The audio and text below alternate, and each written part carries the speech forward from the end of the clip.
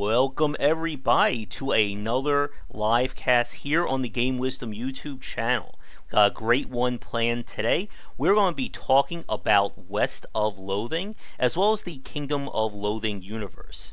And joining me tonight are the creators of it. So please welcome to the stream Kevin Simmons and Zack Johnson.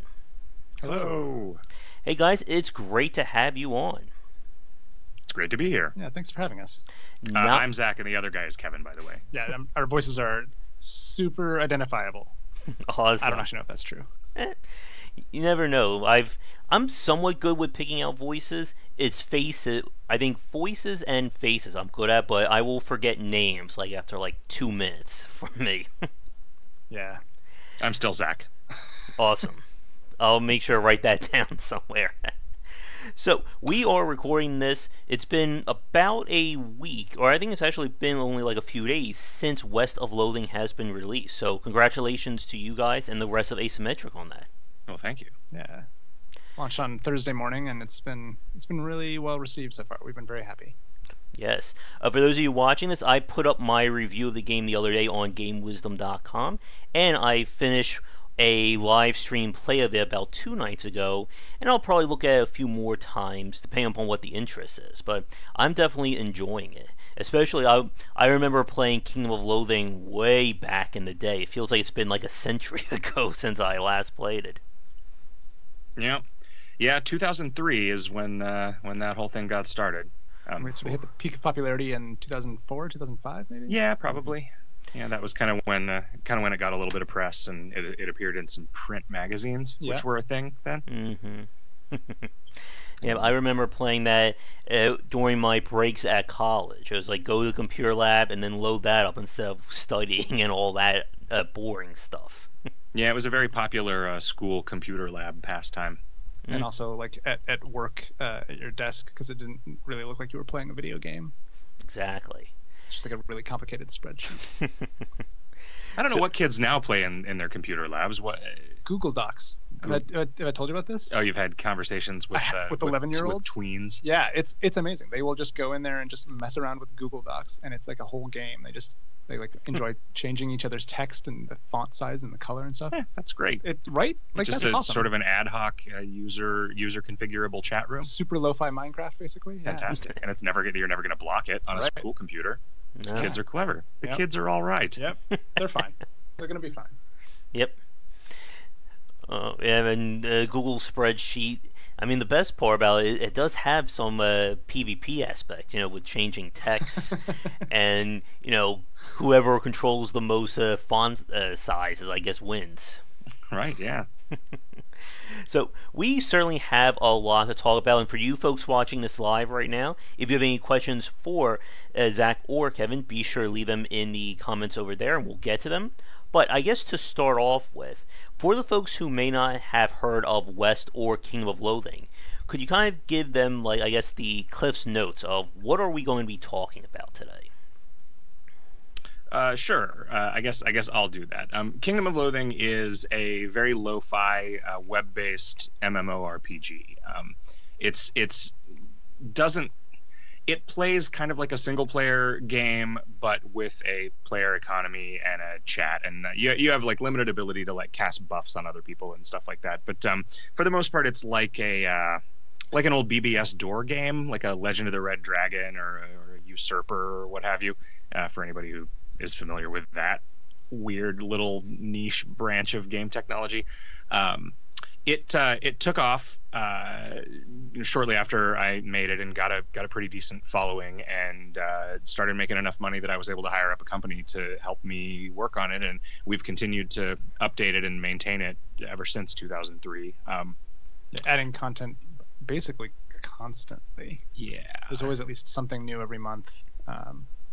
There's world events. We have sort of one of the sort of primary sort of interesting loops about Kingdom of Loathing is that there's an ascension mechanic. You play through the content of the game, and then your character ascends into heaven and can start over with a little bit of knowledge from the previous playthrough, which allows you to build these sort of interesting characters over a long period of time. But then we started adding challenge paths, sort of like variant ways that the game plays out with different kinds of rule sets and new character classes that you can play as, yeah. and is new content to go through. Yeah. But like all MMOs, 15 years in, our sort of player base and revenue were slowly dwindling over time, and a couple years ago, 3 years ago maybe, we decided it was time to do something else, to try to kind of see if we could bring the aesthetic and the charm of the game into a more modern format. And so we have since made West of Loathing, which we just released, it's a standalone single player RPG. There are no multiplayer aspects to it at all, but it still has the same sort of like cute stick figure art that Kingdom of Loathing had, and it definitely still has the real emphasis on funny writing, which has always kind of been the main selling point of KOL. But West of Loathing is a lot more like a real video game. You for one, you buy it on Steam like a video game, and I know that. I mean, over the course of our developing West of Loathing, they made it so anyone with $100 can put a game on Steam. But it's still cool to see something that we made on Steam. It makes us feel like real legitimate game developers after all these years of having done it with nobody knowing about it. Yeah. And you're actually represented by an avatar that moves around in a world, and there's animations and stuff, and there's music and sound effects, lots of things that were totally new territory for us. I hope, and it seems based on the reaction that people have had to it, that we did at least an okay job of making a real game, and that it has maintained some of what made the original MMO appealing to people. Mm-hmm. Yeah, and it's very interesting to talk about Kingdom of Loathing. Again, coming out originally in 2003, this was, the pre-social games era, before anyone heard of things like Farmville and Minecraft and all that. And I guess my first question, with the stick figure aesthetic, now I was just wondering, what was, I guess, the inspiration or the allure to build a game around that? Well, because in the beginning it was just me.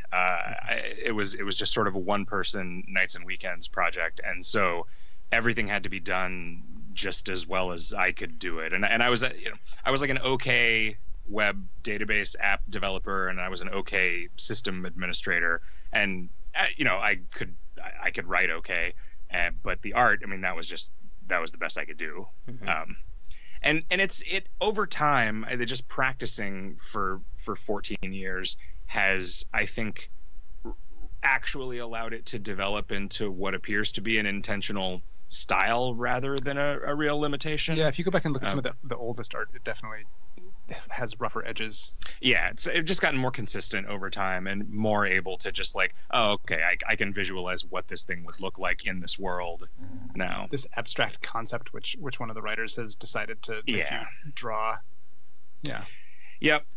It's been an interesting challenge to do these things in a way that they can be animated, though. So that's been a weird thing that we've had to deal with for the last couple of years. But we the animator that we're working with is named Wes Cleveland, and he's been with us throughout the entirety of West of Loathing, and worked on a couple other things before that. And we've really been blown away by his ability to like make this stuff move around in a way that's funny and convincing and looks nice. Mm-hmm. It's we're really, really, really happy with his work.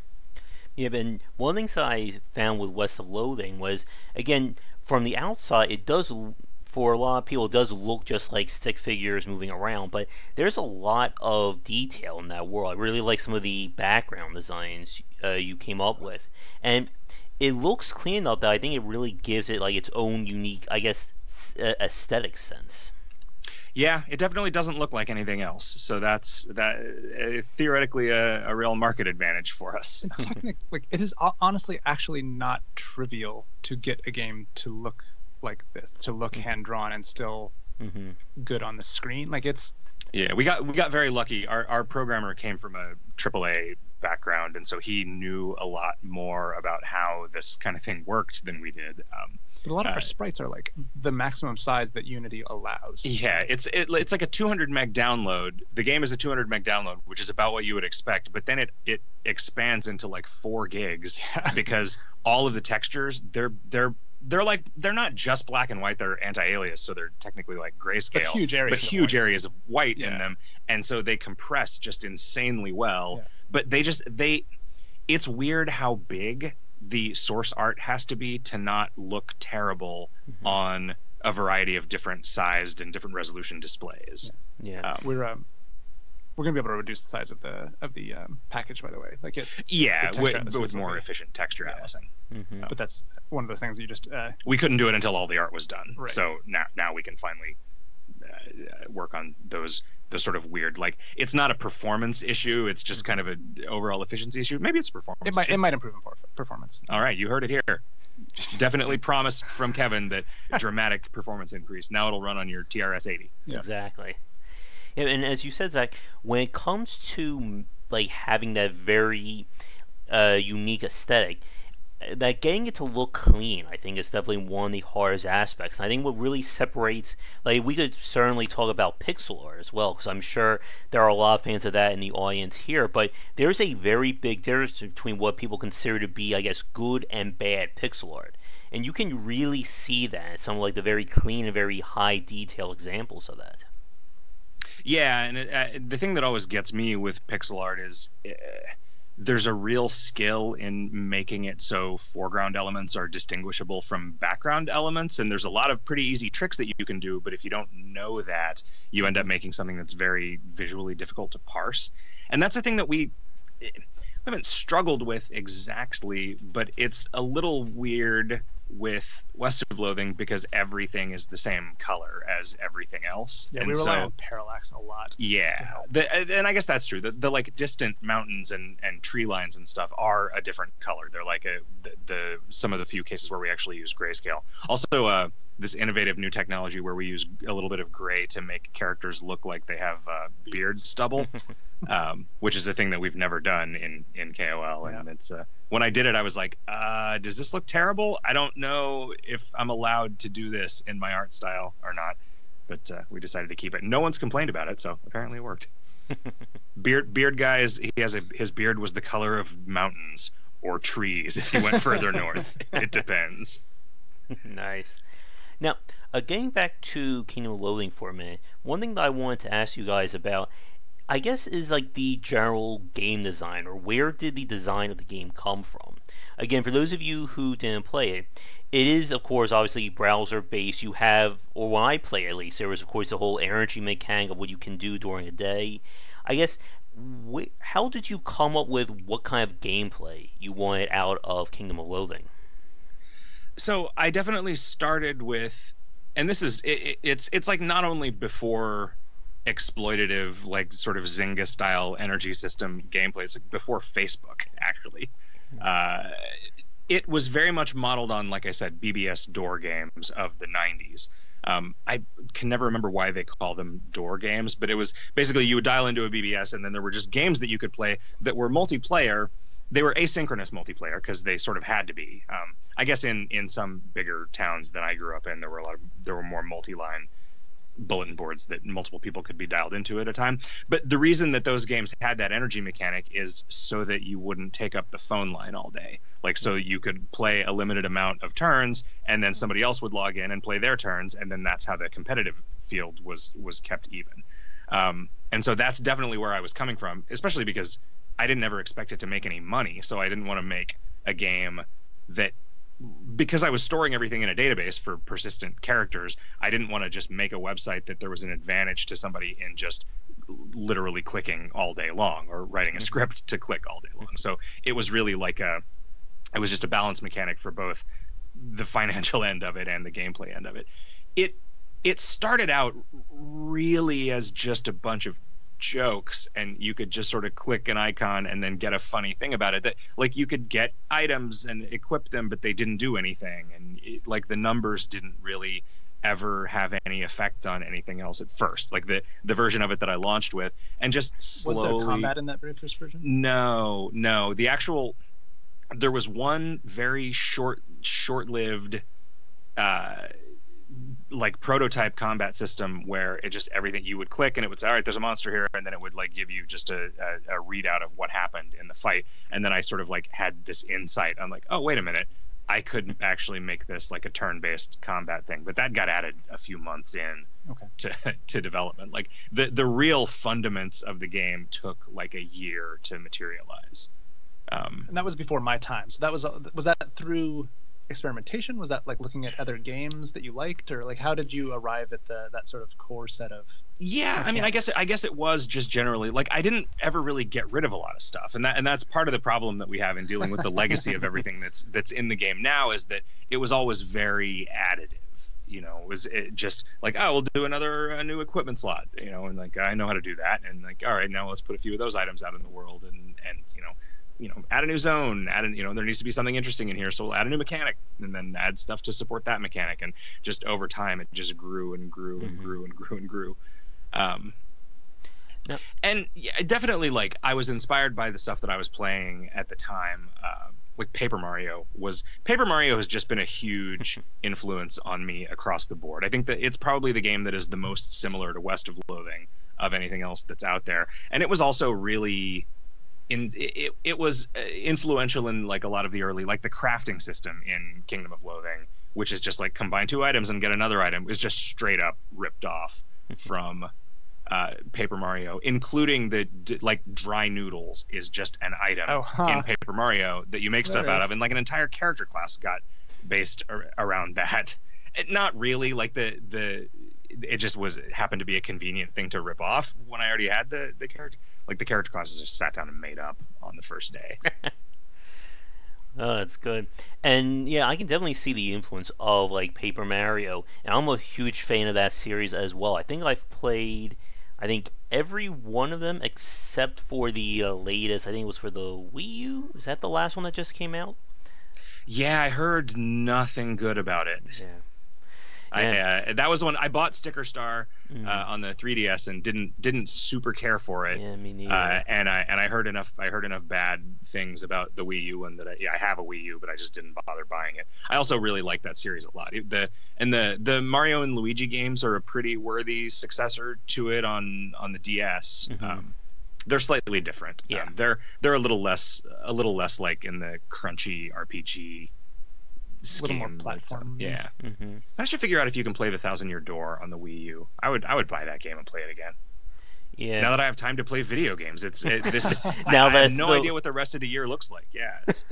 Now that the gauntlet is finished, now you don't know what to do with your spare time.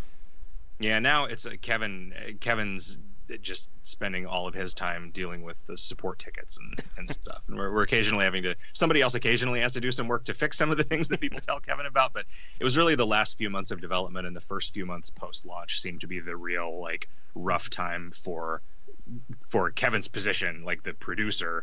Like that's when it's really like it's your time to shine, buddy. Great. Everybody's really just been busting their asses, and I'm so grateful for the team that we've put together, and I think that the dedication of every single member of the team really shines through in the finished product. That's a thing that I'm really proud of, and I hope we all are. We all definitely are. I asked everybody, are you proud of this? And they all said yes. Good. Yeah, and I definitely want to go back to the comparison between Paper Mario and West of Loathing. I think we'll come back to that in a few minutes when we start focusing more on West of Loathing itself.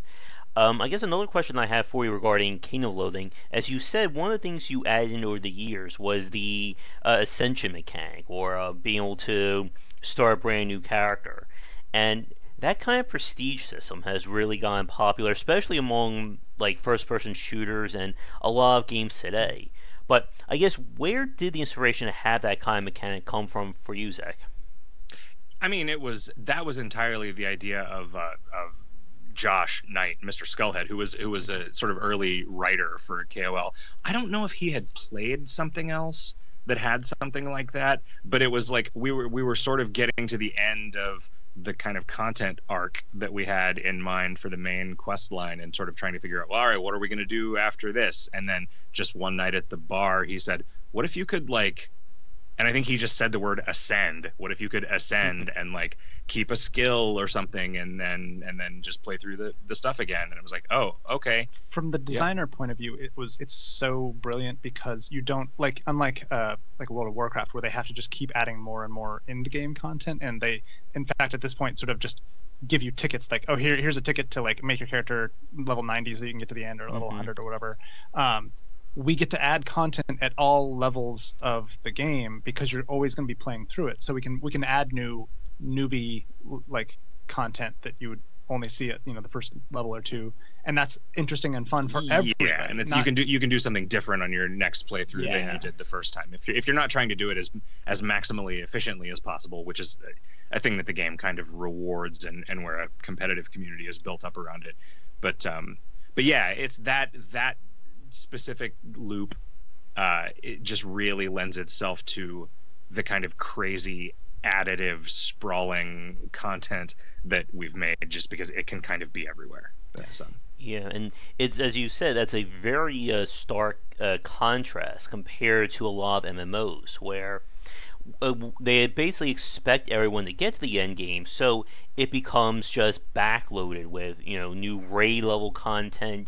We raise the level cap, which means we have to add more content at that point, and it becomes very enjoyable for people who are who've been around for months or even years. But for a new player or someone who's trying to build a new character or come back to it, basically like a good 75-80% of the game is always the same each and every time you play it.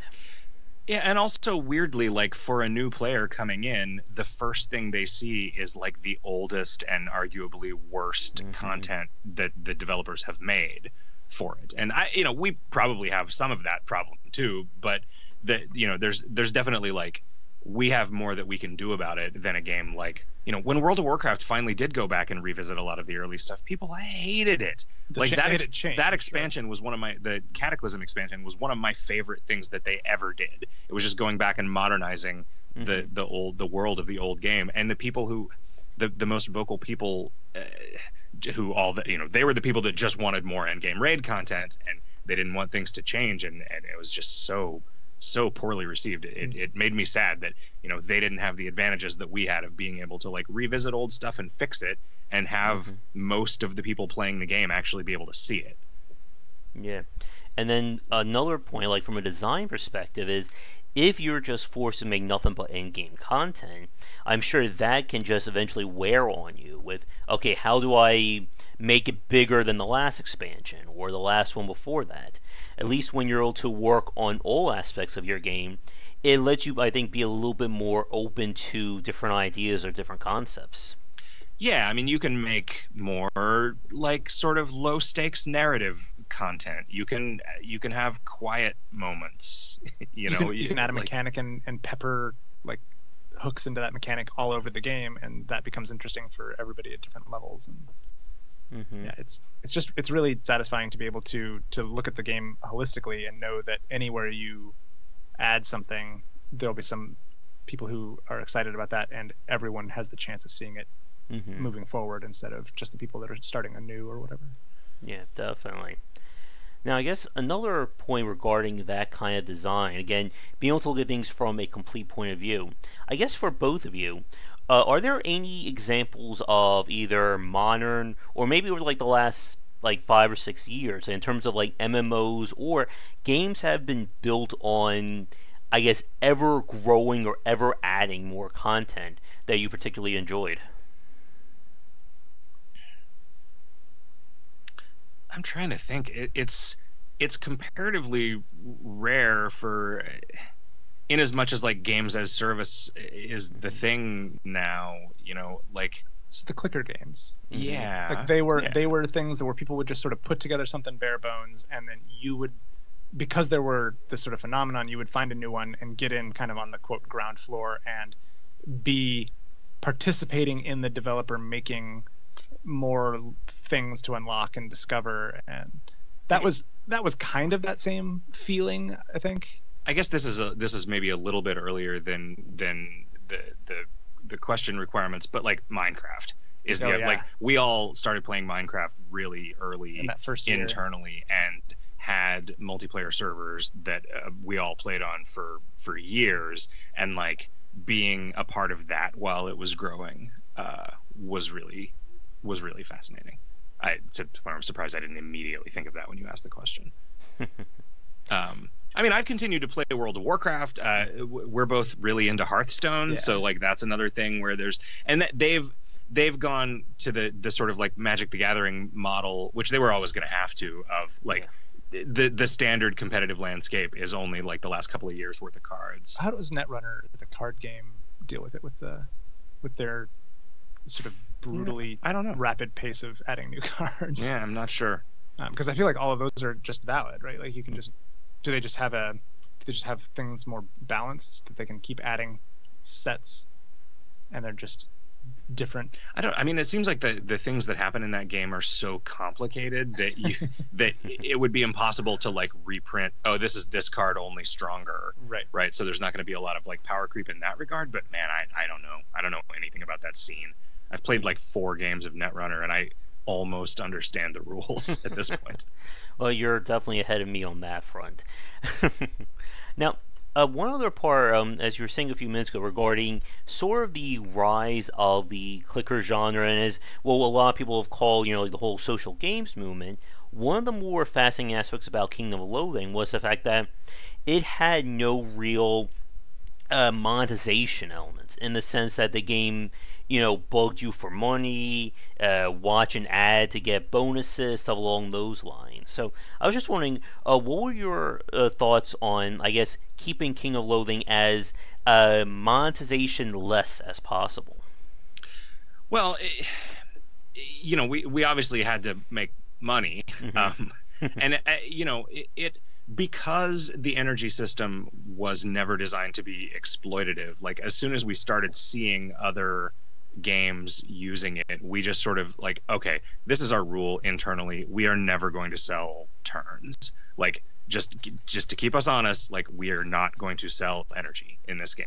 So the things that we like, generally speaking, we sell content. Like every month there's an item that you can buy for $10 and it just does something, or it unlocks a new area, or it adds a bunch of jokes to a certain part of the game or whatever.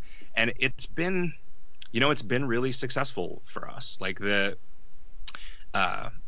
people really just wanted to give me money early on because they believed in what I was doing. And I think that by treating people respectfully and not doing things that were exploitative and not trying to take advantage of people, and just being, we've done a weekly or twice a week podcast for like 10 or 12 years. And like, we've always just been really upfront with people about our motivations and like the needs of the company, and like just maintaining that level of trust with our fans has really made it so, like when we have like some weird catastrophe or something, instead of people complaining about it, people like rally to give us more money because they know that we're probably feeling bad about making a mistake. And that is just, it's impossible to express how grateful we are for that relationship that we have with that community.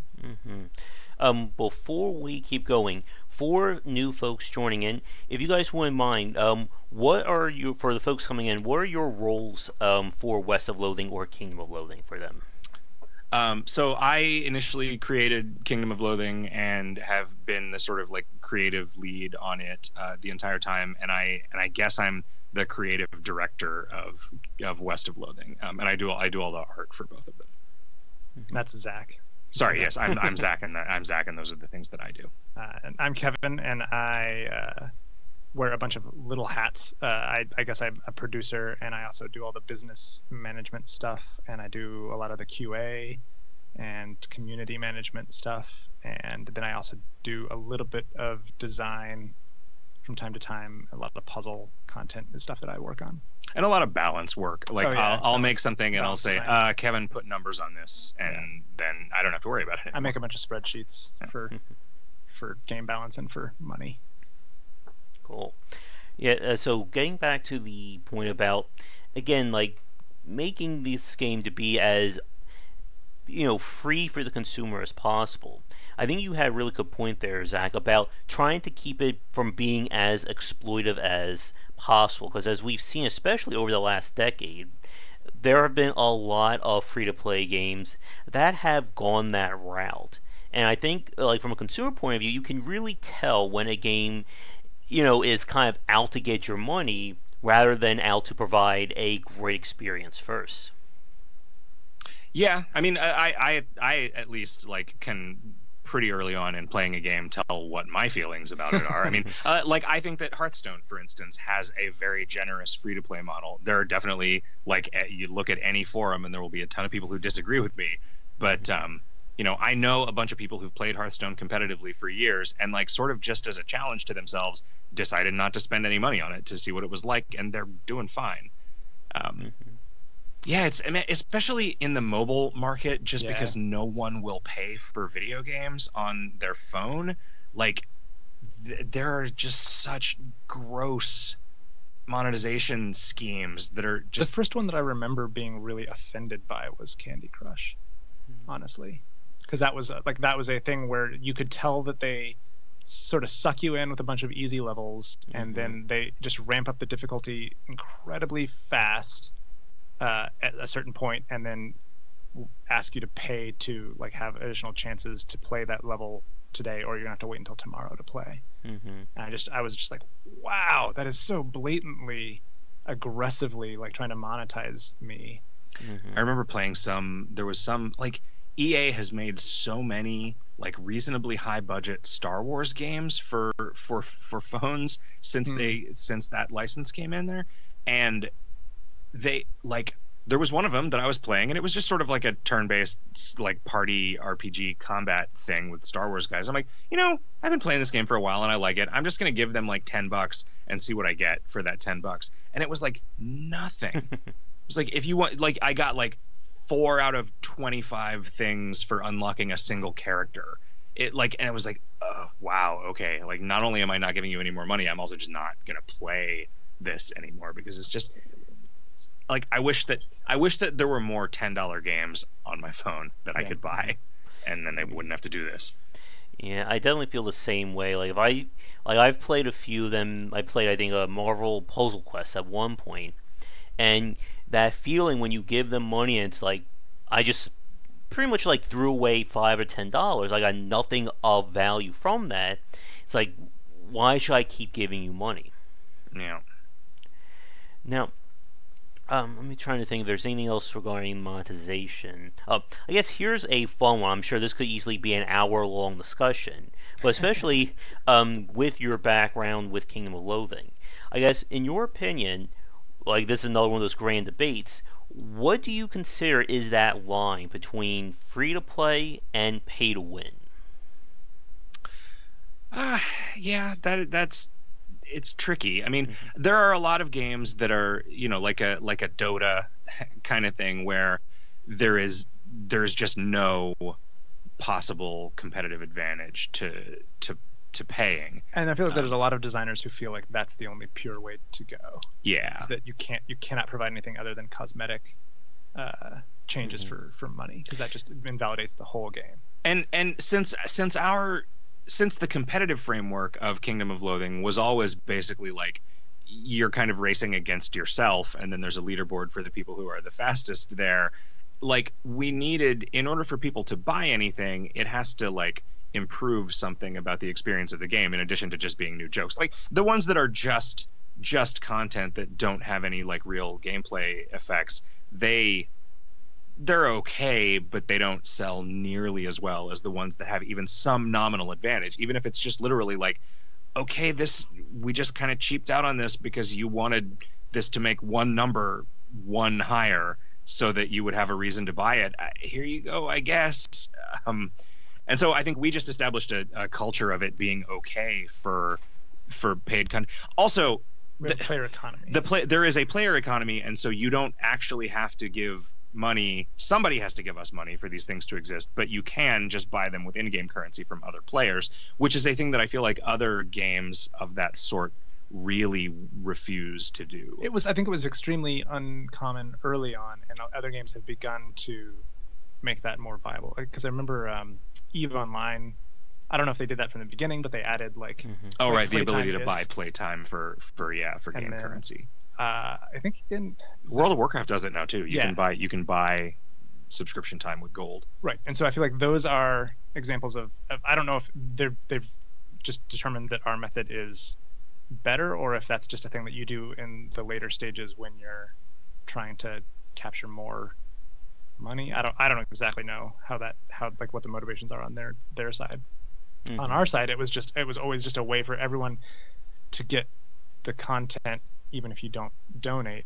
And another thing with the sort of the money, the stuff that we sell for money, we try very hard to make content in there available to other players. Like we'll have like day passes to see the content that you can like that could then be traded, and so you don't have to buy the full item, which costs a lot of in-game currency. People can play like a little sample size version of it, and sometimes that's all you need to sort of get a satisfactory experience of it. Yeah, and as you said, when it comes to figuring out what content should be free and what content should be paid, like as we've seen over the last few years, there's definitely that. Like there's like I think like people saying, well, if we give people advantages, I'm sure they'll pay more. It's like, well, duh, yeah. If you were going to give them like +5 damage or a better weapon, of course they'll spend more on that. But you always have to be careful with balancing that against people who aren't spending money. Now, obviously, with Kingdom of Loathing, it's not a hardcore PvP game, so you guys don't have to worry about that. But I guess with like the development of the game, how did you, I guess, decide regarding what content should we just put in as, updates to the game, and what should we attach a price tag, even if it's a small one, too? I mean, typically when we add content, if it's like just kind of a part of the main world, we just do it as a free update. And if it's kind of a one-off thing or like some weird mini game or something, then we'll do that as paid content. To a certain extent. I mean, there are exceptions to that, and also, I mean, I can admit that in the last like couple of years, we've really like shifted away from there being a lot of free content added to the game as we worked more and more on West of Loathing. Like the only thing that we actually have to do to keep Kingdom of Loathing running is to make a new item of the month every month, so that the the servers will be paid for. And we've really it'll be nice to get back and be able to focus more on adding more free updates to it now that we're freed up. I keep saying all these things that I'm going to do now that we have all this time from not being in crunch on West of Loathing, but that there's way more than 24 hours a day worth of stuff that I'm saying I'm going to do now. So True. Same problem. Now, I guess one final question for me about Kingdom of Loathing, and then we'll move on talking more about West of Loathing.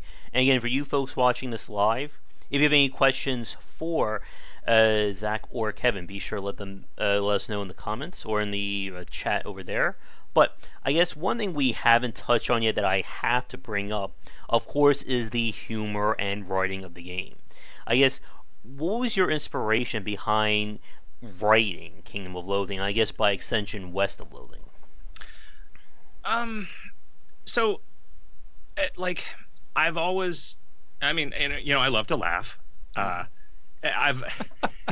So a lot of what happened, like I had friends that sort of scattered when we went to college, and it was the very early days of email, and so I just got really into communicating with people in writing, and that was kind of how Josh Knight got on board with Asymmetric in the first place. Is he and I were friends in high school, and then when I moved away to go to college, because I was a year older than him, we just wrote emails back and forth all the time, and they just got longer and longer, and we just sort of tried to be funnier and funnier. Like we were just kind of writing to make each other laugh, and that really evolved into the style that we then both brought. And it was weirdly the exact same style that we both brought to Kingdom of Loathing. I mean, in terms of like influences, I guess probably Hitchhiker's Guide to the Galaxy is the biggest one for me in terms of just like wordplay is funny, and just the kind of absurdity. And I often say Monty Python is an influence when we talk about this, but really the more I think back on it, the kind of less it specifically is. It's definitely a thing that I thought was funny, but I would not say that generally I emulate that the way that I do Douglas Adams's style.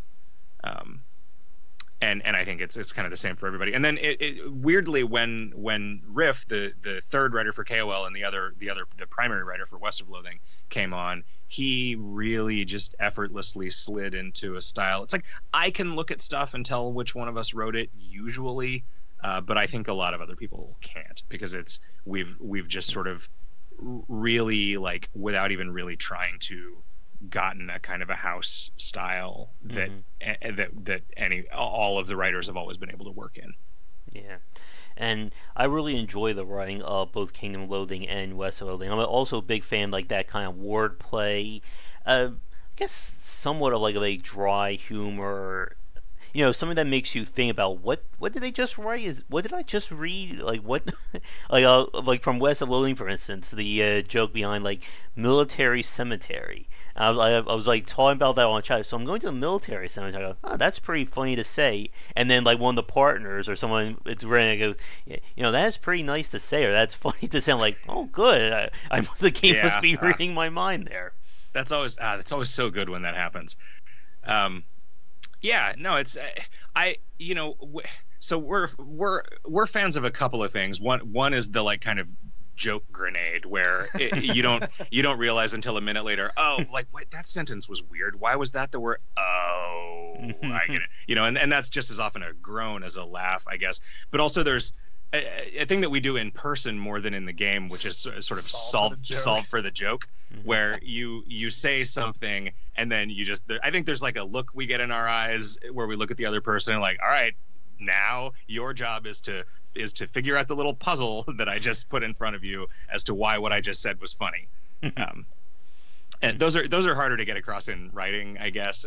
But every once in a while somebody finds them and they're great, just as kind of as an accident.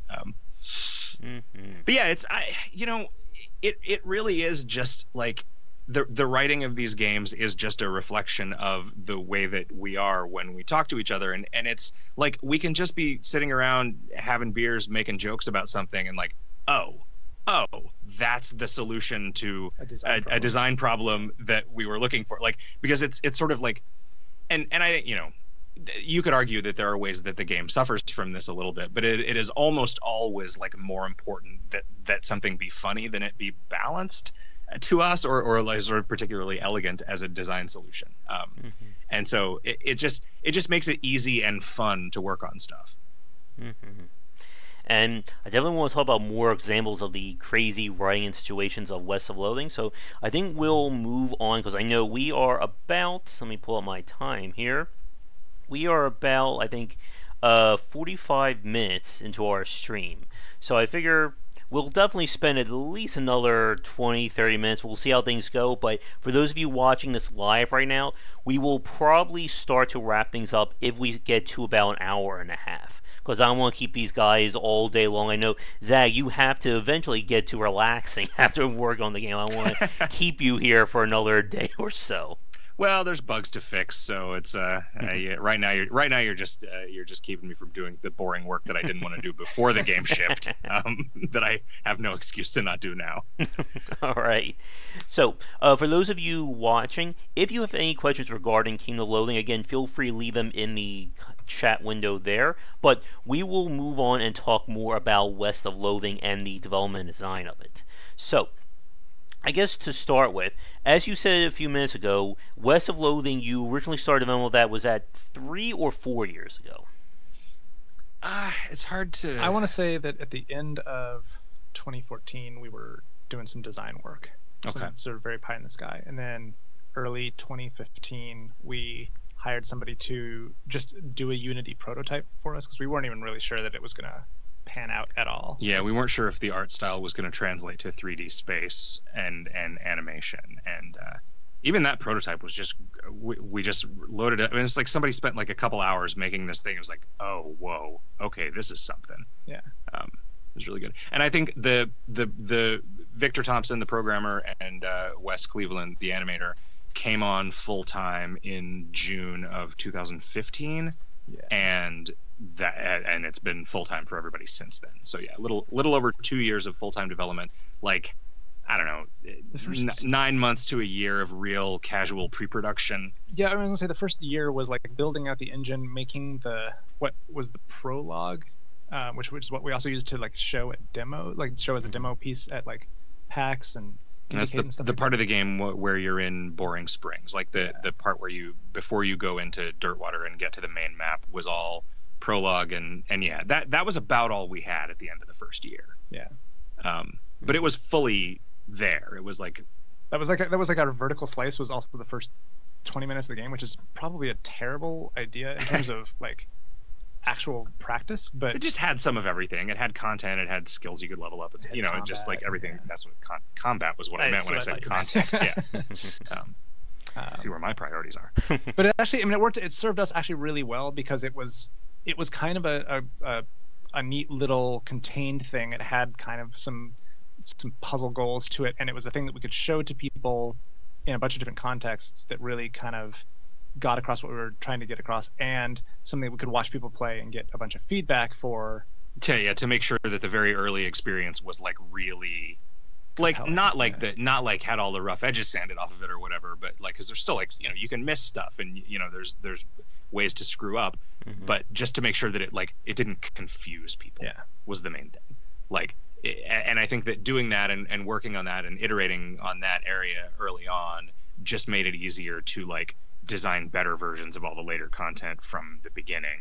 Not that there aren't weird, confusing bits, but that came out in testing later. But it was also just it gave us something that we could take out into the world to show people. And if everyone just hated it, then okay, well, I guess we need to do something else. But it was really encouraging to see people who had no idea what Kingdom of Loathing was suddenly get really enthralled in this demo. I think for our sanity for shows for the next game, we should probably not make a demo that you can play for 45 minutes. That is true. Because our throughput is a little limited, and we've ended up having to like take a bunch of iPads and a bunch of extra computers to every show so that just more people can play it, because people just get into it and they'll play for half an hour, and we don't like to kick people off when they're having a good time. So now we have a question from chat. Nathan asks, what challenges have there been, if any, in terms of reaching the game's target audience, which seems like Kingdom of Loathing folks, and how has reception been from other players in general? We hired a PR person, which is a thing that we had never done before. So that was she was really instrumental in getting press attention. And she did not play. The other thing was that she did not play Kingdom of Loathing. So that was actually really important. So she was constantly sort of like, what does this mean? Yeah, hammering us for this needs to be comprehensible. Like, in order for it to be comprehensible to other people, it's going to need to be comprehensible to me. So she was a really good filter for that kind of stuff. We always kind of knew that if we had any chance of succeeding in the incredibly crowded marketplace of today's Steam releases, that we were going to need to mobilize the KOL population. And luckily we had the ability to sort of target KOL players on Facebook. We've just sort of, there's like, we have like a 30,000 people like our page, and so we can just put stuff on that page, and then that just sort of organically spreads. We know that every once in a while we can put out something on that page and people will share it, and it will reach a lot of people who used to play KOL. And so we always knew that even if we couldn't get outside the market of like some of the however many like 1.5 million people who used to play KOL or whatever, that we would still be fine. We could still sell enough copies of the game to continue to exist as a company. We obviously hoped that we would reach a wider market, and I think West of Loathing being compelling for a lot of the same reasons that KOL is compelling, but not being alienating in the way that a lot of KOL is alienating, it made it so as long as we could get it in front of people would like it, and then it's done really well. Like, it's reviewing really well. The Polygon review in particular was really powerful because it barely referenced Kingdom of Loathing and just talked about West of Loathing sort of on its own merits, which a lot of the reviews would heavily reference KOL. Which a lot of the early press was from games writers who were KOL fans, and that's why they gave us a chance in the first place. But we got so lucky with that anyone at Polygon even paid attention. And it was a KOL fan, but it was also just a good writer. Yeah. Who knew not like he didn't want to write a niche article, right? So he didn't write an article about a niche game.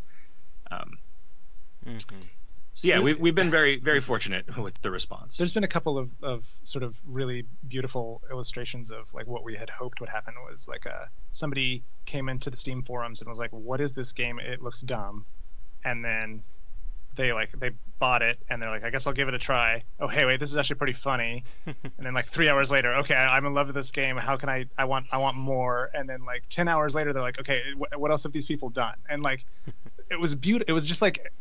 That's the amazing reaction that we hoped would happen, and I think it's that when that happens, it's great. It's still extremely difficult to get people to look at a stick figure game and think this is for them because it just doesn't look like anything. I think that's the second most beautiful thing that has happened in the West of Loathing Steam forums so far. Yeah. And in my review of West of Loathing, I think all I said about Kingdom of Loathing was all you need to know is that meat is money, cows are evil, and you're going west to find your fortune. That's all. That's all the prerequisites you need to know. And I mean, meat as money. Like, okay, that's weird or whatever, but it's not like it's not like, oh, this would be comprehensible to you if you had played KOL. No, it's nonsense there too. Yeah. It's. Now, with I guess going back to again deciding to work on West of Loathing, I guess as you said earlier in the cast that you were looking at a way of sort of reigniting the popularity of the Kingdom of Loathing universe. I guess was there any point that you were thinking about basically integrating West of Loathing into Kingdom of Loathing, or from the beginning was this always going to be this standalone property in the Kingdom of Loathing, I guess, mythos? The whole point was for it to be a standalone property. So yeah, there was never a point where, I mean, because if we wanted to, like, we'd already added everything that we wanted to add. I mean, not really everything. Like, nothing stops us from adding things to KOL. Like, we don't have to like give it a new name and start a new project. To like, if we wanted to put some cowboy jokes into one of KOL. those sort of Ascension challenge paths that I talked about, we did add some West of Loathing themed stuff in there, and a lot of that I should go look at that. I have no idea how many of the like skills and stuff that we made for that challenge path actually made it into the new game. Yeah. But yeah, the point was to make something new. So there was never any thought to it being just a continuation of what we had been working on for so long.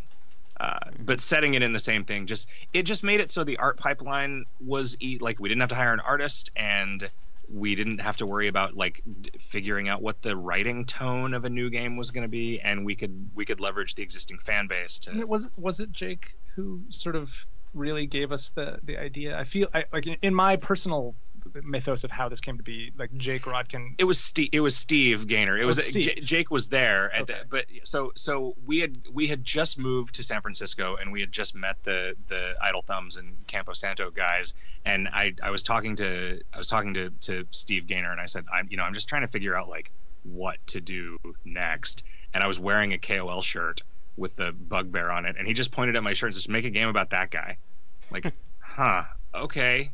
He's like, seriously, just do a standalone game in the Kingdom of Loathing universe and people will love it. Like, okay. All right. Thanks, Steve. I thought that, for some reason I thought that was Jake. We'll see. I'll see you in 3 years. Yeah. Okay. So it really was. And then we were also really inspired by what happened with Fail Better games. Because they had Fallen London, which was the game that's probably the most similar to Kingdom of Loathing of anything else that exists.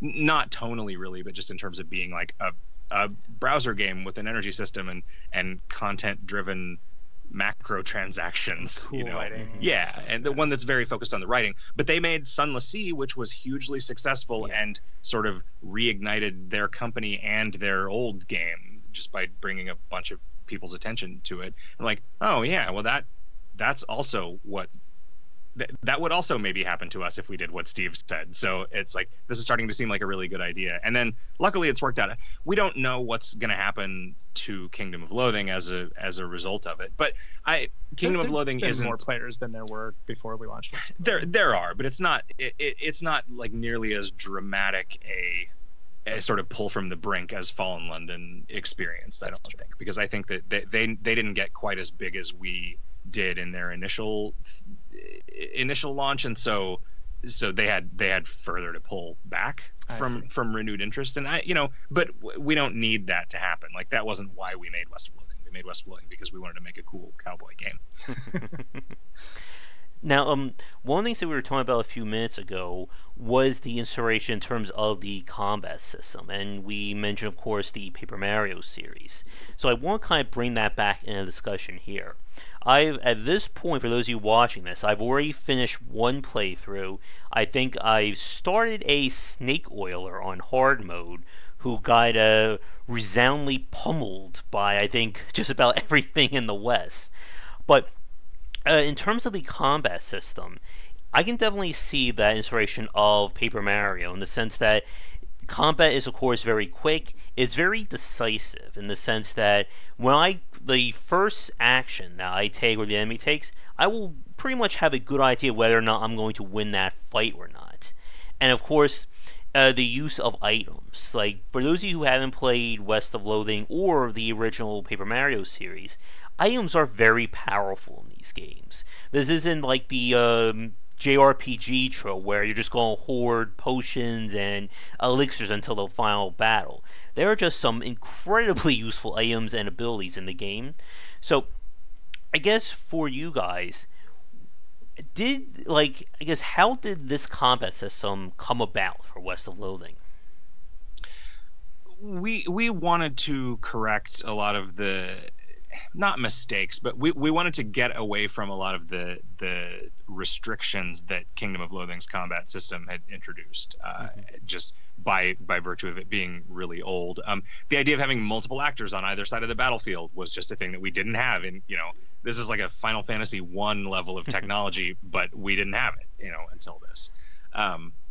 I think that the decisiveness of the combat that you described is I wish that we had a little bit more time to make the combat slightly more reactive. Your point is good about the items, though. We definitely we discussed a lot of ways over the course of development of how we would avoid the problem of people hoarding items and just never using combat items. And it's like, well, what if we just made them really good and cost almost nothing to use, right, except consuming the item themselves? And I think that is one thing that was pretty successful about it. Like, you can go back to a fight that you lost and like just throw dynamite at it until you win, but it costs you however much dynamite it took.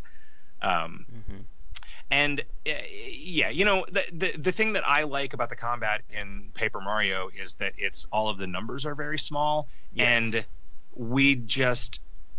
I have a hard time sticking to that when I actually start designing content, because it's like, well, I want there to be 3 hats that give you extra muscle stat, and so that they need to be, one of them needs to be better than the other one, needs to be better than the other one, and then suddenly there's a huge range that your stats can be in, and so it's much harder to like tightly balance combat, and you end up with the kind of just like, this is just going to be a route one way or the other. I think that the places where the real potential of the combat system comes out are when you're fighting against multiple different enemies. And then we also made this kind of mini game using the combat system inside one of the forts, where there's some like cowboy nerds playing. Oh yes. Playing what our friend Damien referred to as Civil Warhammer, reenacting army versus cow battles. And so those are just like a variety of different units with fixed stats that we chose, and we just sort of like designed puzzle combats, and I like that a lot. I like that a lot more than I like the rest of the combat in the game, and I wish that we had been able to figure out a way to kind of split the difference with the rest of it, and it's just with the kind of like, we want to be really generous with power-ups and stuff, and that just makes it it just makes it a trickier balance proposition to make things compelling and strategic. I think people tend to just find one thing that works, and it's a different thing for everybody. So we've got that going for us, right? Like, the people, like, we would get 8 different reports out of every round of beta testing saying which skill was completely overpowered and like kind of completely ruins the game because that's all you ever use after that. There's a different skill every time, so it's like, well, okay. I mean, if you only knew that other people were having a different experience, this would seem from the outside like a less unbalanced system. But, Yeah, like I'll give you the example from just last night. I combined the Snake Oiler's Expert Poisoner with the Toilet Pistol and then the Fan Hammer to just like a triple poison just about every enemy outside of the skeletons. And that's one of those very weird things. I mean, we could easily have like a 40-minute discussion right here, but about having those extreme points in video games. When you have a skill that is just, or a specific combination that is game-breakingly powerful, do you tone that down, or do you try and bump everything else up to that level? Yeah, I mean, that's... So something that, like, say, should have helped with that issue just being a thing that you could use to stomp everything was like, there's still an item on our to-do list that is like, add a bunch of cover to fights, and we just didn't get around to it before the game launched. So I mean, that, like, cover is like a hard counter to ranged attacks. Like, if that enemy is behind a rock, you're never going to be able to hit them with Fan Hammer, no matter how cool your gun is and no matter how good your poisoning is. And so you would have had to have changed up your tactics to deal with that. And we're probably still going to do that. Yeah, I mean, there are a list of things that like were things that we really want to do, but are not going to degrade the experience of the game for most players. Yeah. And a lot of that has to do with combat. A lot of that has to do with like a handful of like aesthetic things about combat, like just varying up the like battlefields so they look different, and sort of have more stuff going on, and then adding more combatants in a lot of fights, adding more cover, adding a couple more sort of interesting behaviors that enemies have, especially on their first round, and more resistances to things. So a few more things will be poison resistant, a few more things will be elementally resistant, so that the magic classes and the range classes have a little bit of a harder time. And just play a little differently is the main thing. Like certain enemies should just be different if you're relying on a poison suite to fight them. I mean, that's just sort of like variety 101 in RPGs. And it's I understand now how so many games fall into that trap of like, well, it would just be easier to copy and paste this enemy over here rather than like not having anything there or spending the time it takes to make a whole new enemy. So like, there we go. It's quitting time. But yeah, I mean, that was like a weird, like, we didn't really design that interaction specifically, right? It was just like, oh, this thing makes poison 3 times as effective. This gun poisons things when you shoot it. This skill lets you shoot a gun 3 times. Like, oh, whoa, okay. It all just crazy. like falls into place in a sense. Well, but it's cool. That at least one of those changes, I think the triple poison thing came out of a handful of beta test feedback where poison was just useless. Like, there's just no point in it because fights were either over too fast for poison to be meaningful, or it wasn't doing enough damage to ever have any impact in the long fights.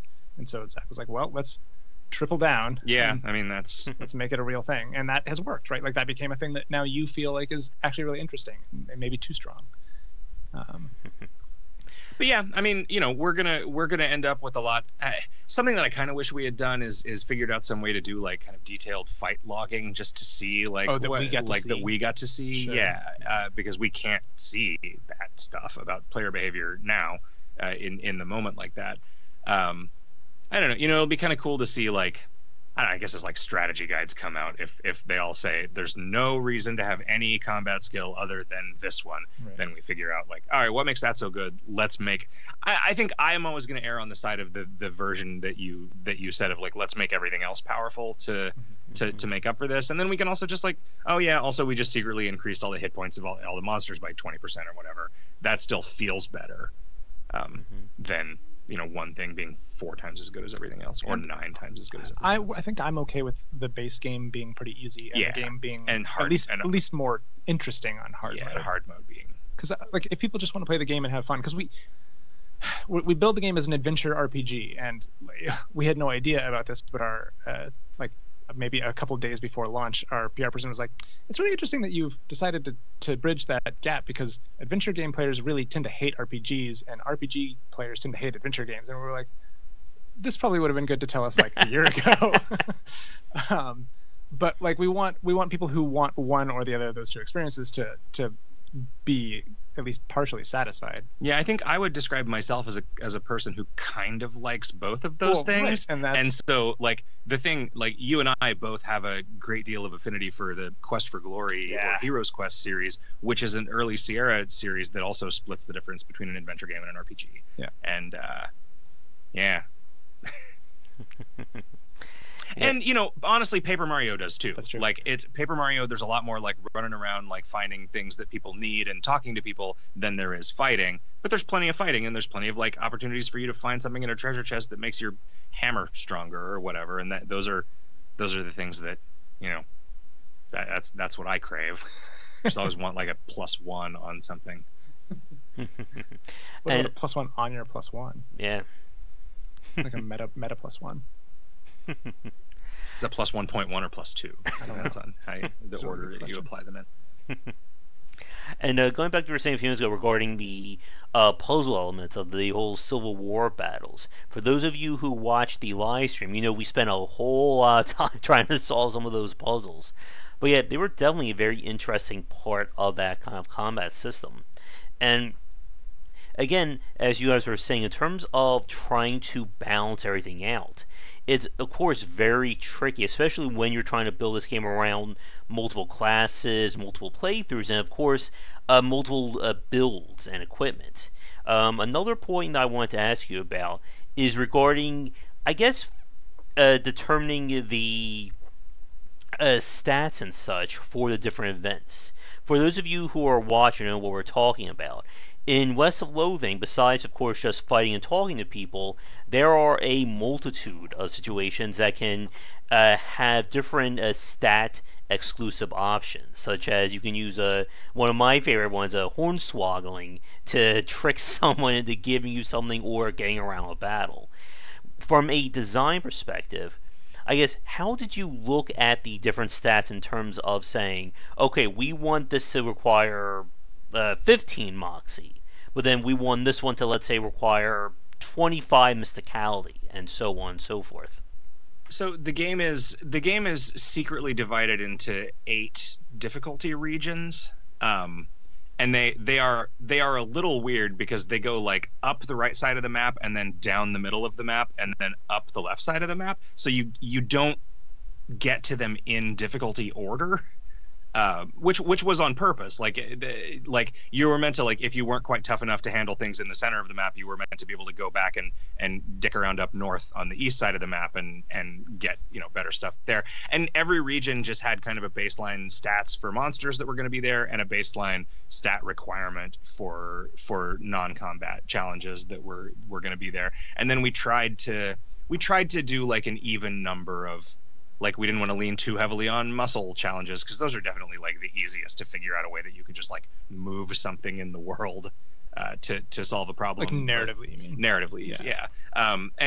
So if we didn't try to like kind of keep a little set of tick marks to make sure there were the same number of different things for variety's sake, then it could get a little slanted. Every class has a speech skill. And almost always, like, the consequences of using them in a lot of encounters will be slightly different depending on which one you have. But almost any case, I actually might say every case where you can hornswoggle somebody, if you had been a cowpuncher, you would be able to intimidate them instead. Mm-hmm. And the writing is different. Yeah. But there weren't. We just decided, you know what? These are fun, and these are like a way to showcase the stuff that we're good at, which is like riff writing, funny dialogue. And it allows for a pretty if you're using your speech checks, it allows for a pretty different feeling of playthrough with each class, which was important to us. We wanted there to be at least 3 playthroughs worth of interesting content out there. And there's just like a ton of random encounters that like I still every once in a while will see one and I'm like, oh right, I forgot about this. This is like a thing that Riff wrote 2 years ago. I'm like, oh yeah, okay, there's a lot going on here. Yeah, so yeah, we just sort of like a lot of spreadsheets is what we had. This was the first time we had ever gotten the opportunity to just like, I mean, not the first time, but like to make a game from beginning to end before we released it, right? Like KOL was not like that, so we just had an idea for like, okay, like what do we want the numbers to be at the beginning of the game? What do we want them to be at the end of the game? Now we've got a spectrum to use as a baseline, and that was handy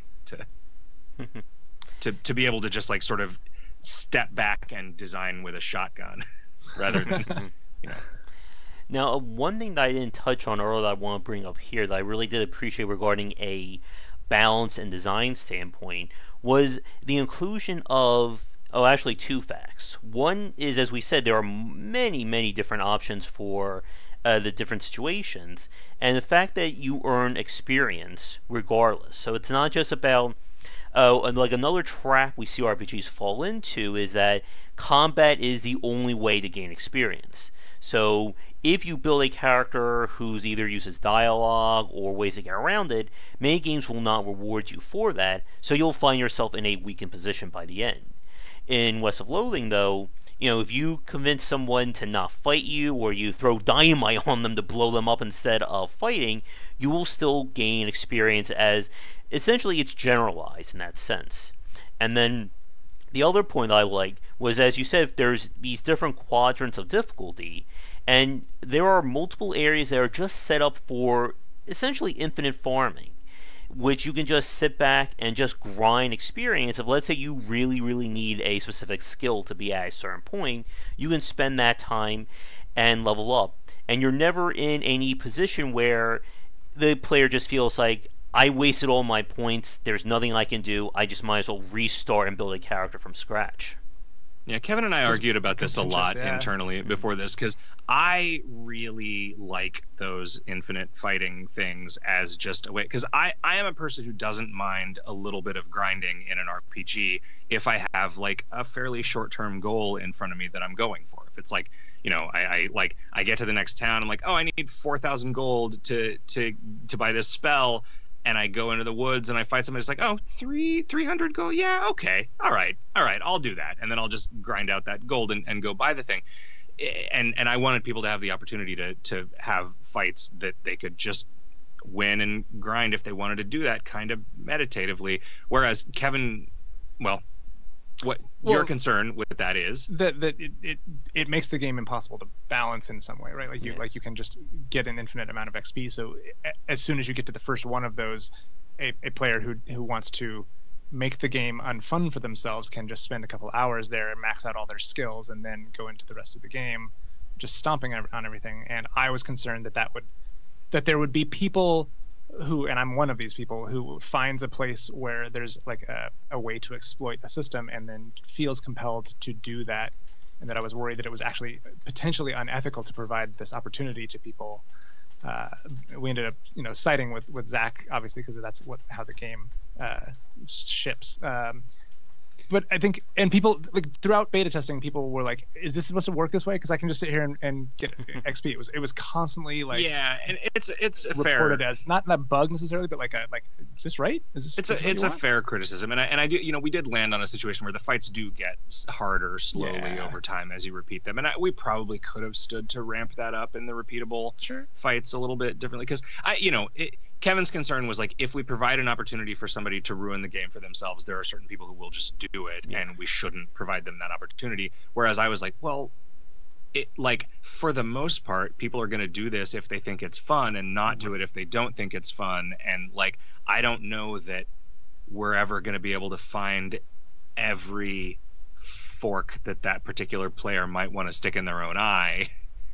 So do we take away a thing that, because I think that in some ways it does help the design a little bit for there to always be an option for a way that you can go turn some time into some XP.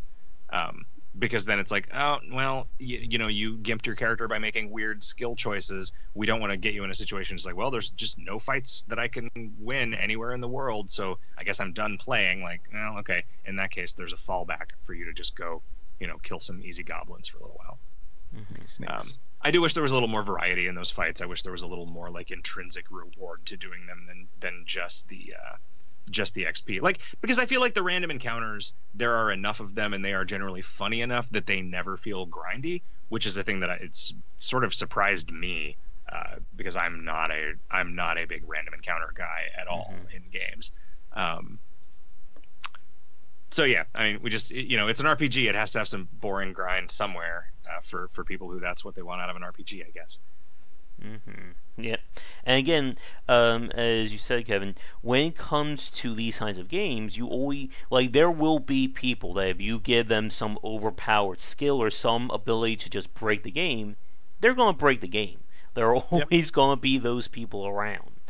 And it's always challenging to try and balance your game around what I kind of refer to as like a baseline experience, or what do we expect the common player to have at any given point, and how do we, push that or go a little bit below that to make sure that, the majority of people can find this game enjoyable.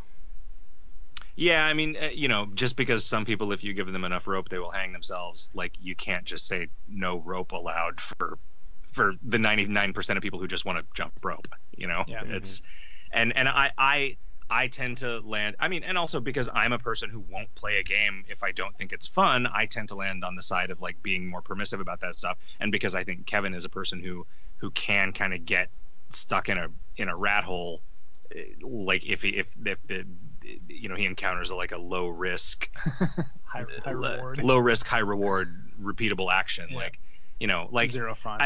Kevin should not probably play Prey because you are going to sit in front of it. Like in Prey, you can use a drinking fountain and recover like 1 hit point, and then 5 seconds later you can use it again and recover 1 hit point, and you'll spend 40 hours just standing at water fountains. That's depressing. I know. Maybe you can patch that out. Maybe there's a mod that just makes water fountains not work. Okay. It just puts a little out of order sign on all of them. Now, one thing that I have to bring up regarding West of Loathing, and again, the variety of situations you guys design, of course, is the ghost town. Or basically the closest analog to the 90s sitcom of going to the DMV.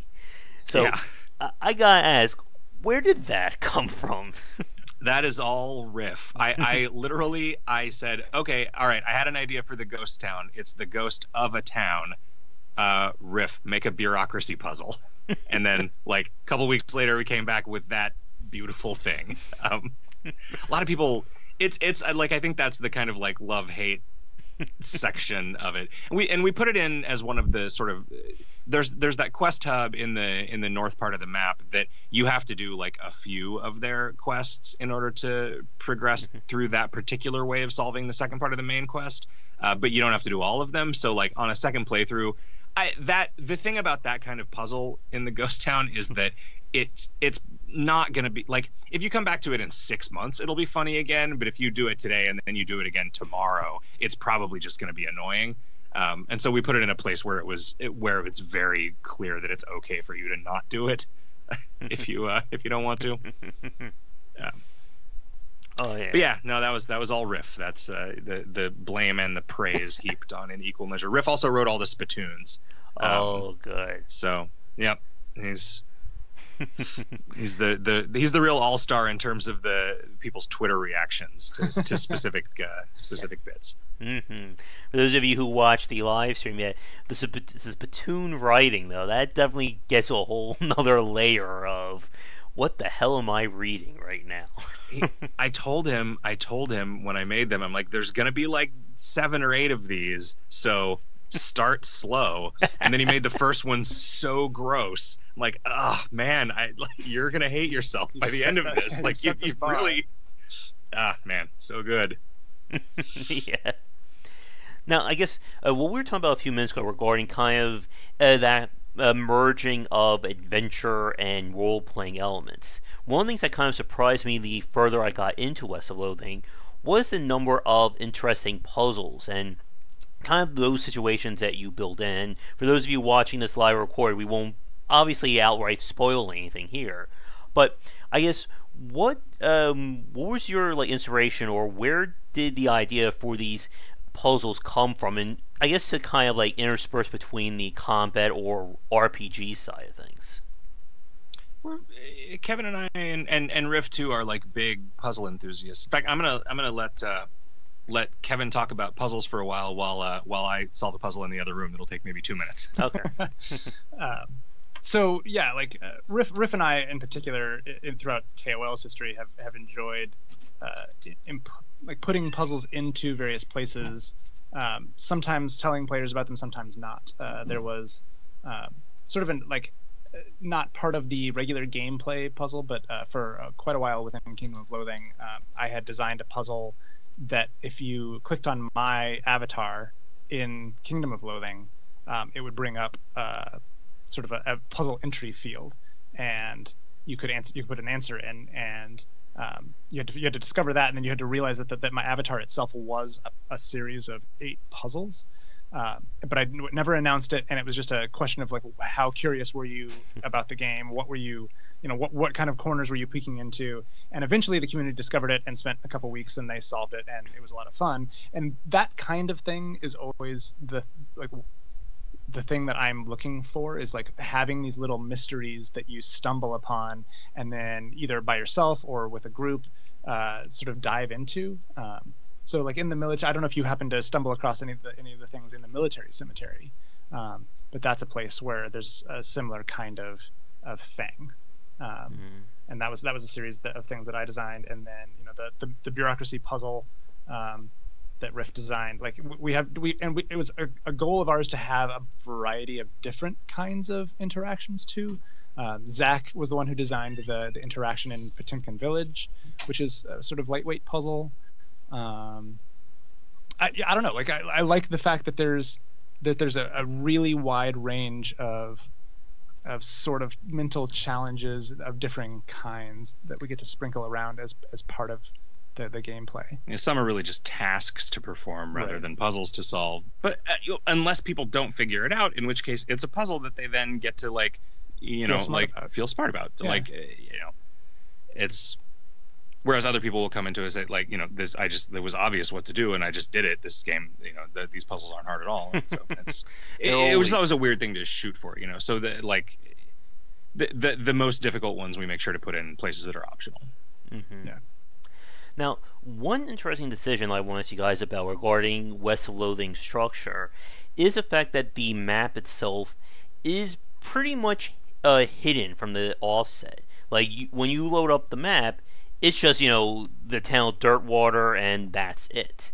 And then, while you will find locations based on quests, like so-and-so will tell you, go here and get me something, there's a lot of stuff that just pops up as a random chance when you're wandering around, or when you're going from point A to point B. And I just wanted to ask you guys, what was the, reasoning or decision-making to kind of make the map almost like its own random encounter, in a manner of speaking? We wanted to support multiple playthroughs and have different things available to you. I think we ended up being a little more generous with the discoveries of locations, because early on I think I had tuned it a little too stingy and people were running out of things to do. But yeah, because we didn't. It ended up being structured a lot like the early Fallout games, or like Wasteland 2, in terms of you weren't really you couldn't just move around on the map. You always had to be going somewhere that you knew about, because there's not a kind of actual exploration. Yeah, that is the one when we jokingly refer to West of Loathing as a Skyrim with beans and big hats. That is the sort of main difference, is that you can't just wander on the map towards a landmark and discover it, I think. Yeah, and I there's a parallel universe version of this game where we figured out a good way to do that. But we just this is what we had in front of us, right? We didn't it's hard for me to. Well, let's just say it's hard for me to draw mountains on a map, and so the map ended up because of the way that I wanted it to be presented, because of the way that I was capable of making it presented, it it needed to kind of be a representation of a paper map in order for it to make any sense. And at that point, it was like, well, okay, and then the places that you're going are like really just icons on a map instead of places that you're seeing. And I mean, that's a weakness of the game's style, I think, but it also works okay for these purposes. Like nobody has come out and said like, oh, this game felt really small, or I want to be able to pick where my horse goes on the map. Like, no, this is just what it is. Mm-hmm. But yeah, it'd be interesting to figure out how to do the other thing, you know, where like you were actually like WASDing your horse around on the map, and but I think that ends up creating the real risk of a situation where you've got a huge map with not much in it, because you don't want to just be discovering something every 5 feet, and so you end up with, you know, one of, I think, the kind of principal problems of Skyrim is that there's a lot of wide open space with nothing particularly interesting happening in it. You know, if you're not picking flowers. Yeah. You know, which you are a lot of the time. But they have those icons on the horizon, right? Like that's yeah. The thing this that is something in the distance to go towards. Yeah. That's a good point. Yeah, and trying to balance, I guess, the actual exploration with, I guess, like quote unquote like dead time when you're just wandering around, nothing is happening, is very tricky of those open world games. And I think, like, from my own personal background, I think I prefer the linear experience where if I'm wandering around, I know something's still going to happen. It's not like I'm going to click a button, wait 5 minutes, and then nothing happened, and then I just wasted those last 5 minutes. Like, as long as something is happening, something is moving me forward, I can play those games. But like for like myself, I just could never really get into the whole like the Elder Scrolls kind of design where you're just going to pick a direction and wander, and then you'll find stuff, but you never know when that will actually happen, I guess. Yeah, I think, you know, I do like that. I think more than I'm bothered by it. But one advantage that those games have that we were just never going to pull off is you can like crest a mountain, and like the vista that is before you is like kind of its own reward for cresting the mountain. Like, and we're just not going to be able to present anything like that in this game's art style. And Although now I have some theories. Okay. Like a bunch of cool parallax layers. Uh-huh. You could break like the dimensional barrier maybe and do some kind of like 2.5D something like that. Oh, right. Yeah. I mean, I'm curious. I want us to make a horror game so we can do weird camera sanity effects, because you can make this game look really weird by tweaking camera parameters. It's just because everything is 2D and like facing the camera, even to the extent that everything is secretly tilted back like 30 degrees against the ground. Like if you actually look at the Unity scene as a 3D space, it's like, oh man, everything is weird and crazy and at different angles to each other just to make it look good to the camera. So yeah, it's going to be exciting to I don't know, I want to get our scripting system in control of the camera so that I can start to do weird field of view stuff. There we go. I think it's a great idea. It's going to be great. It's going to be so spooky. Nice. Now, for those of you watching this live right now, I know we just hit about an hour and a half in, so we will be probably wrapping this up in the next few minutes. If you have any questions regarding Kingdom of Loathing or West of Loathing, please get them in now or the next few minutes. Otherwise, we will be saying goodnight. But I guess one other question I have, regarding the design of West of Loathing, and then we'll kind of start to enter, our wrap-up phase. And that is regarding the partners. Now, as we've said, now this is definitely another area where I think Paper Mario and West of Loathing comparisons can be made. The partners are all very distinctive. They all have their unique stories and their own unique abilities, even their own forms of progression. And for you guys, I just wanted to ask, where did, the design of these various characters come from? The design of the overall system was, you're absolutely right that that's just Paper Mario through and through. Although I did decide fairly early on that once you pick one, I didn't want you swapping between them, because I felt like that allowed us to do a kind of it did two things. It one allowed for a kind of a more coherent narrative across the game with a single partner, and also it encouraged replayability to play through again with a different partner. And they will reveal different map areas to you, like each of them for each partner for each region of the game. There is a place that they will tell you about. And there was like this early theory that those were going to be places that you could only get to if you had that partner, but then that ended up just being like, even as sprawling as the game is, like its ambitions were 3 times this before we cut things for scope, because it was just its ambition was stupid, I think is the actual truth there. The combat's differently. I wish something that we didn't do as much of as I would have liked to is really like specific ways that individual partners could help you handle random encounters. I think that the sort of secret hidden fourth partner is the one that most dramatically changes the game in terms of the mainline quest progression. But the others, there are some things that you can do in the world with specific partners, but like I said, not as much as I would like. Also, like the partners allowed us to not have a quest journal, which is a thing that just no one wanted to figure out how to do.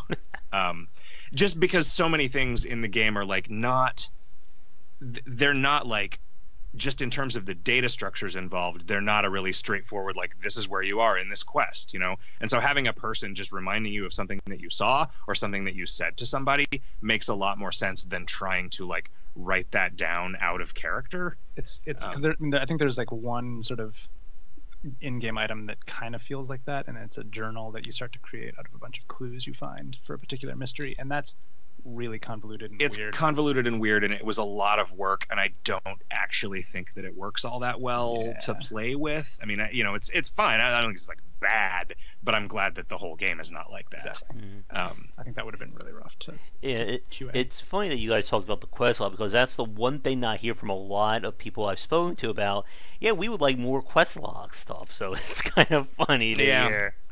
Yeah, I mean, if we could have figured out a good way to do it, I would have been happy to. It's just that we couldn't, and so it's like, well, what if that just becomes a function of the partner? Which then also makes it like even harder to play the game with no partner. Right. But I don't know. I feel like by the time you're trying that, you probably pretty much know where everything is. There's a feature that we're hoping to be able to add at some point in the not too distant future, which is like the ability to put annotations on the map, which you can sort of make roll your own journal there. So like you can like note where there's like a safe that you didn't unlock, or a locked door that you didn't get to, or maybe if all goes well, maybe like a text entry field where you can like you can put an icon on the map and then have that like have some text associated with that icon, so when you mouse over it, you can see. That's another whole wrinkle for controller support, is figuring out how to deal with that. But I'm imagining something kind of like the Breath of the Wild one, where it's like, pick an icon, and so like, I've found a thing that if I need to level up lockpicking to be able to open, so I should make a note on the map here so that later when my lockpicking is 3, I can come back. Let me see. I think with that, I mean, again, we could sit here and probably chat for another hour or so, but I guess before we move into my final set of questions for you guys, is there anything regarding West of Loathing's design that we didn't touch on that you would like to bring up? I can't really think of anything. The main thing that I think makes it differ from a lot of games like this is that I was always very upfront about designing a thing with a pretty nominal main quest where almost all of the content was side quests, and I think that it's been reasonably successful there, and it's resulted in that, like, I think so far the fastest speed run of West of Loathing is like 15 minutes, and there are definitely like ways to shave more time off of that, which is a little weird. And I can definitely understand the criticisms when people say that the main storyline was pretty short and rudimentary, but it really was a thing that I did on purpose, because to me these games are really about the kind of like sprawling, poking into corners and opening boxes and meeting weirdos out in the woods and running errands for them, than they are about like some sweeping, like saving the world kind of narrative. And even the narrative of the main quest is like, I'm just building a railroad for this company that's kind of too dumb to build a railroad itself. Like, okay, that's done. I mean, you're not like it always kind of bothered me about Bethesda games that you end up being like, I'm the head of the Warriors Guild, and I'm president of Wizards, and I'm like I'm the mayor of Thief Town. Yeah, and like really, one person is all of those things, because that like that feels like it wouldn't happen. But so yeah, I mean, you know, we something that our style does not really lend itself to tonally is a lot of like heft, I guess, and so we just kind of stick to the like sarcastic, maybe even a little nihilistic point of view that we're comfortable with, and so nobody's saving the world. Yeah, and I would love to talk more about some of my favorite examples of that, but that would definitely take us into spoiler territory. Here's a quick question from Tolliver Riss. From what I gathered, the solution to the West Pole rock puzzle was data mined. What are your general thoughts on data mining and community puzzles? It's inevitable. I wish it didn't happen, I guess, but it's weird because with Kingdom of Loathing, because the entire game has to be a secure web app, we've always been able to make stuff immune to data mining. Kingdom of Loathing was part of the Frog Fractions 2 ARG, and I think we were the first one deployed and one of the last ones solved, because most of them were solved via data mining instead of actually solving the puzzles in the games. That said, there is a certain part of me that believes that if a puzzle is easier to data mine than it is to solve, maybe it's too hard. I mean, Kevin will disagree. I mean, Kevin likes it. I like the idea of a puzzle that takes 1,000 people a year to solve, but I don't know that I think it's fun for most people. I don't know. What are your thoughts on? I didn't realize it had been data mined. I also I'm really curious what else they've found. Like if you could get if you could get plain text out of that, there's like a lot of weird stuff that you could find in there. Yeah, there's a lot of like just notes between ourselves. Yeah, notes between like a lot of cut. There's like cut content that still like exists in the data.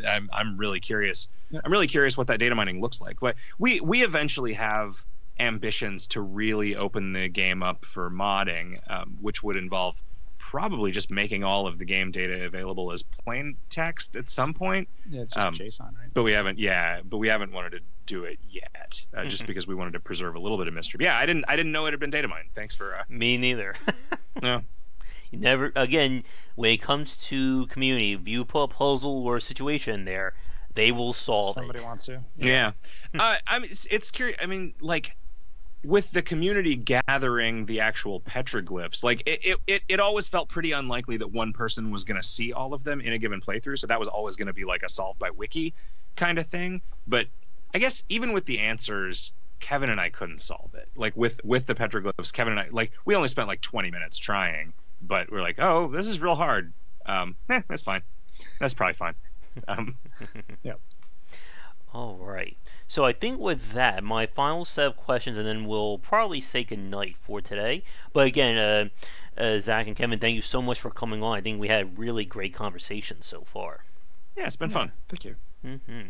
So let's talk, I guess, a little bit about what's coming next. I know, Zach, you have to get back to your vacation at some point after the game's been out. But I guess for folks listening or watching this, whether it's live or recorded, do you have any plans for post-release content or new things coming to West of Loathing? Yeah, absolutely. We're definitely going to do. We kind of had to see how it sold to determine what our plans were, and they're not really finalized yet. But I think at this point we can confidently say we're definitely going to make a few pieces of DLC. Like, probably, I think what I would try to shoot for is like this thing costs $4 or $5 and is 2 or 3 hours of playtime. Maybe. We've got ideas for several of them, and I'm really excited to get to work on that. We're almost certainly going to port to some consoles at this point, so that'll be a bunch of work to have the exact same game somewhere else. Yeah, I mean, we kind of know what the next game is about and Started thinking about it. Yeah, started thinking about what sort of improvements we're going to make to the engine. We've like everybody is pretty much signed on to stick around, so like we're definitely like keeping the team together, which is very exciting to me because that was also a thing that was pretty uncertain up until we actually started selling the game. So yeah, I mean, I like if you like this stuff, I think you can expect a lot more of it. So I hope that that's as exciting for you as it is for us. Well, I think whenever it comes to these sequels, I guess is the next logical one going to be like Loathing in Space. Like I think like every franchise has to go to space, like as like the second or third.